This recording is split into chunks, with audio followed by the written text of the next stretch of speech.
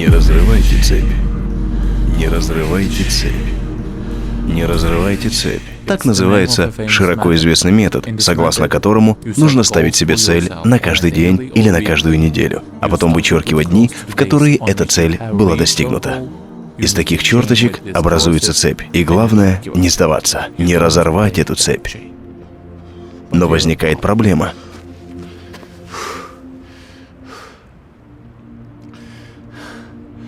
Цели необходимы, утверждают специалисты по личностному росту. Спи не больше 6 часов, выучи иностранный язык, прочитай по книге в неделю, говорят они. Не останавливайся, будь всегда в движении, не отказывайся от своей мечты. Не разрывай цепь. Хорошо. Я не возражаю. У меня даже есть специальная таблица для всех моих целей, в которой я ставлю галочки каждый день. Но знаете, в чем проблема? О самом главном-то они не говорят.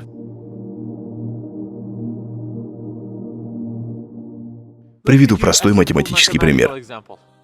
Представьте себе, что год за годом вы складываете числа. Предположим, до сих пор вы досчитали уже до 35. В этом году прибавите еще 4, в следующем целых 8 и так далее. Но сколько осталось лет, мы не знаем. Известно только то, что когда отведенное время закончится, прибавить уже ничего будет нельзя. Итак, начинаем сложение. Плюс 4, плюс 8, плюс 7, плюс 3. Вы стараетесь изо всех сил, все прибавляете и прибавляете. Плюс 5, плюс 6, и вдруг слышите, время закончилось.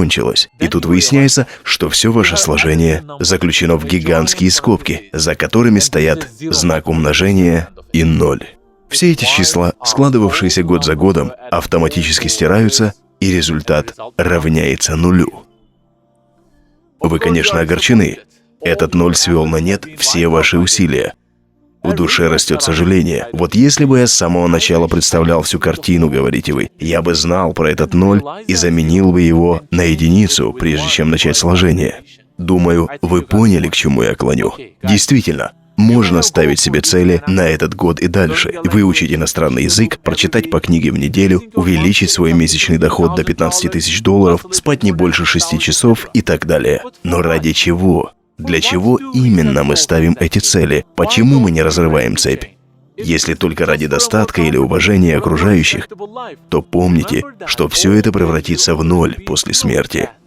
Смерть сотрет все эти достижения. Человек, который знает английский, будет равен тому, кто не знает. Тот, кто зарабатывал больше, сравняется с тем, кто зарабатывал меньше. Способный достичь своих целей будет равен тому, кто не сумел этого. Но если в конце концов смерть превратит все в 0, то какой же смысл в том, чтобы старательно прибавлять все новые числа? Лишь острее будет чувствоваться огорчение. Логичнее было бы взглянуть на всю картину с самого начала. В этом путешествии длиной в жизнь, которое окончится в неизвестной временной точке, нашей первой задачей должно быть не допустить, чтобы смерть была нулем. Но возможно ли это, чтобы смерть не была нулем? Ведь если все пропадает и ничего с собой взять не удастся, есть ли какой-то способ превратить это в нечто вечное? Что-то вроде печати, которую можно было бы поставить на все, чем я обладаю, и сказать: «Постойте, вот же на них печать. Это обнулить нельзя. Это останется вечно». Единственный, кто может сказать такое, это владелец всего сущего. И он говорит: все языки, которые вы учите, деньги, которые зарабатываете, книги, которые вы читаете, все это сгинет, кроме того, что делается ради Него. Итак, Создатель нашей жизни говорит, что если наше намерение ради Аллаха, если то, что мы делаем, обращено к Нему, оно не исчезнет, оно будет трансформировано в вечность, в раю. Иностранные языки, прочитываемые еженедельно книги, зарабатываемые богатства, если все это обращено к Нему и делается ради Него, на всем этом будет поставлена печать вечности. Например, в этом году я буду учить английский по 10 минут в день. Для чего? Потому что служение исламу в сфере английского так важно, и я хочу заслужить этим признание моего Господа. Этот 0 превратился в единицу. В этом году я буду прочитывать по книге в неделю. Почему? Потому что так можно стать более образованной личностью и лучше служить исламу, и Аллах, который вечен, будет доволен этим. Отлично, и этот ноль превратился в единицу, потому что теперь его довольство стало нашим намерением. Я намереваюсь увеличить доход моей компании до $150 тысяч. Для чего? Для того, чтобы потратить эти деньги на распространение откровения Корана по всему миру, на издание книги, которая вызовет его довольство. Вы уничтожили этот ноль, потому что теперь ваша цель направлена к нему.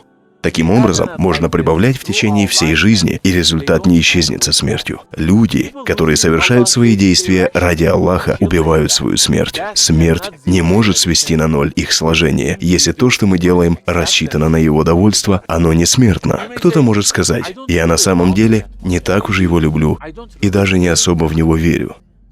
Как же я могу делать все ради него, даже не зная, кто он?»